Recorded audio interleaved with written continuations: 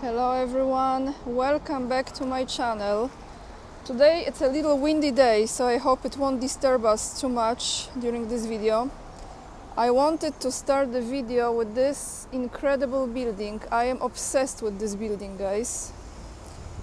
And if you are asking me what is the name of this street, I will find it at the end of the street, so I'll let you know. And if I don't, then next time. There will be a timestamp underneath this video as well. Okay, let me focus because here they are getting through this. Okay, there will be a timestamp for the news today because yesterday, after I recorded a video, I went to Arbat. Many of you know what is Arbat. It's this very known street, very artistic street, very historical street in Moscow. And while I was there, I saw an exhibition, the pictures of children's faces that, as much as I understood from it, are the orphans. I think those were the orphans from the war in Ukraine, the conflict in Ukraine, from the Donetsk area, I think. But those of you who are my Russian viewers, please leave it in the comments down below. You see how windy? The comments about those children, I understood a lot from those descriptions next to the images. However, not everything. So why I'm saying this to you is because I will end this video with what I have recorded while being there. And you see the children's faces, their age and the story. And that exhibition started with the words "Pust всегда будет мама, pust всегда буду я." And I remember when I was growing up and we had Russian at school, there was this song "Pust всегда будет słońce, pust всегда." I forgot exactly how it was going, but "Pust всегда будет słońce," I remember that, which I think it means let it always be sun, let it always be mama, and let it always be me. Very moved by those images, guys. So if you're interested in seeing the faces of those angels who, as I understand, were left alone, maybe I'm wrong, correct me in the comments, stay all the way to the end of the video. Because I have to show things like this, you know, I have to show the level of cruelty and destruction that war brings. And we know about it, but it's easy to forget, you know, being in such a beautiful city like Moscow. I mean, look at this, guys, how beautiful is here. Just clean, beautiful, safe. Even with those drone attacks, I just feel so safe, you know. And I have 3 topics for you today. This is where the news starts. Continuing on those images here, I have one short article from TASS from yesterday, and that says Russia fighting not against Ukrainian people but against Banderite monsters and their ilk as it pushes ahead with a special military operation. And who said it? Those are the words from Russian President Vladimir Putin at the meeting of Russia's Victory Organizing Committee. Now, I will be reading his words exactly from this article. It is necessary to dig up the evidence and show it to the world, so there is no misunderstanding as to the nature of those whom we are fighting, so that it is clear and understandable what goals we are pursuing and who our enemy is. It is not the Ukrainian people, but rather these monsters and their followers.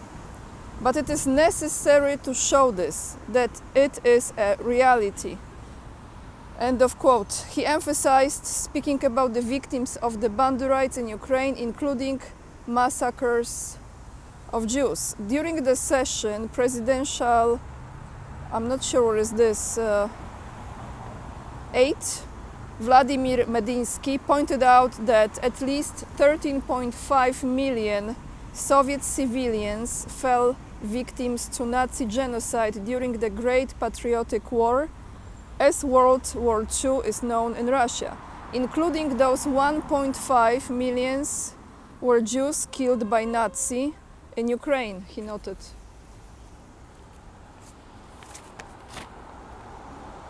Easy to forget, right? Let me check if I have more from here. Yes, a little bit more from this article, and then we go to the next two topics.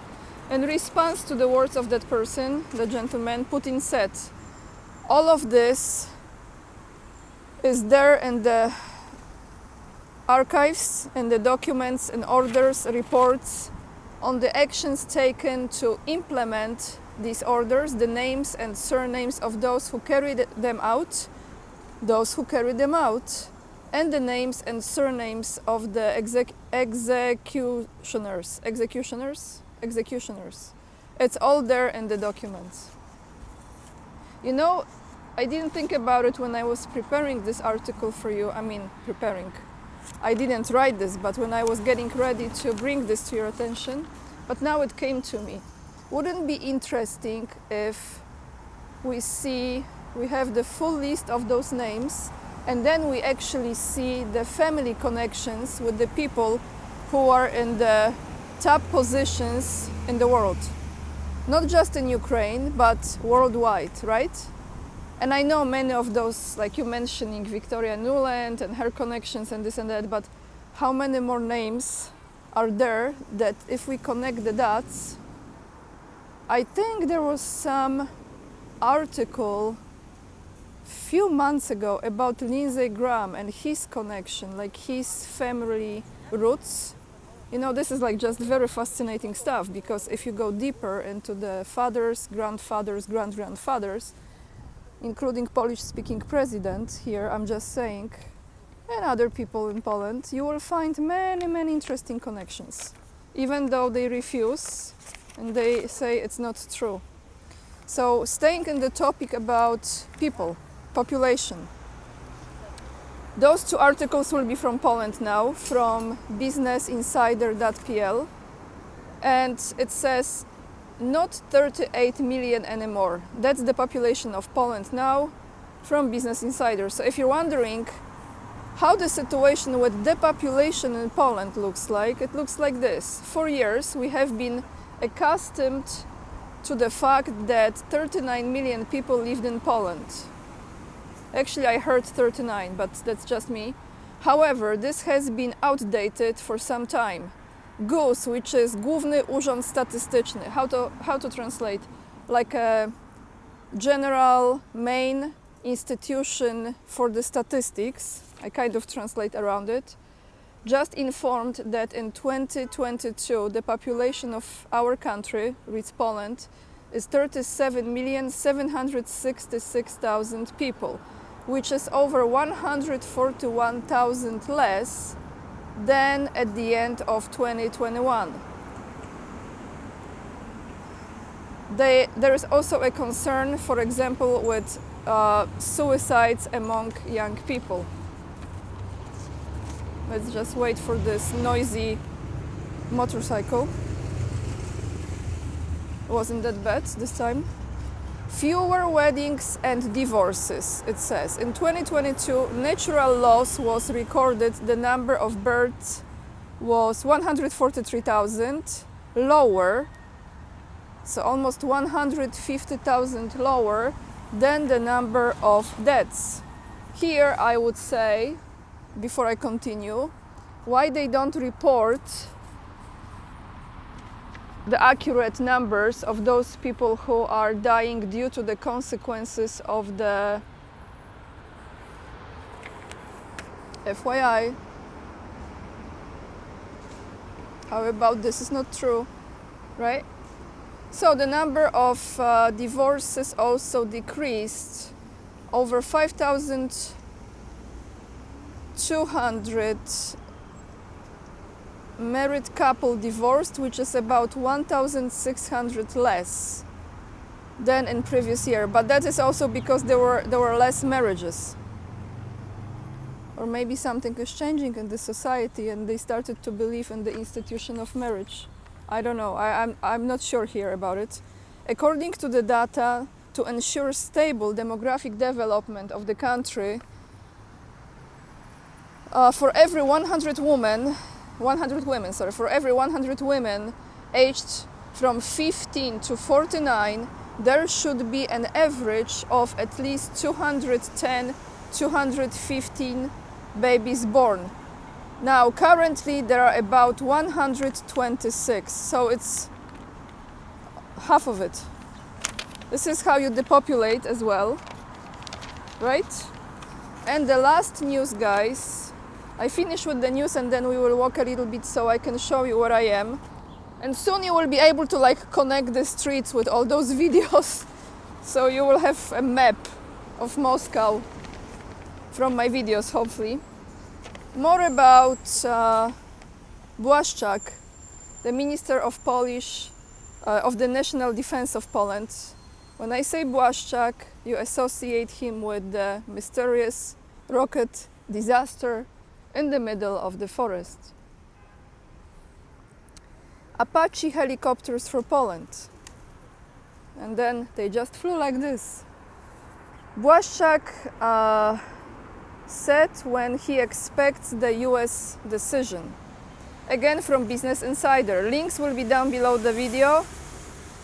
Next week we expect the decision of the United States Congress accepting our inquiry regarding Apache helicopters, said the head of the Ministry of National Defense, Mariusz Błaszczak, on TVP, which is Polish television, like the channel number 1, info on Saturday. He noted that Apache helicopters with the Abrams will constitute a barrier that will close the Brest gate.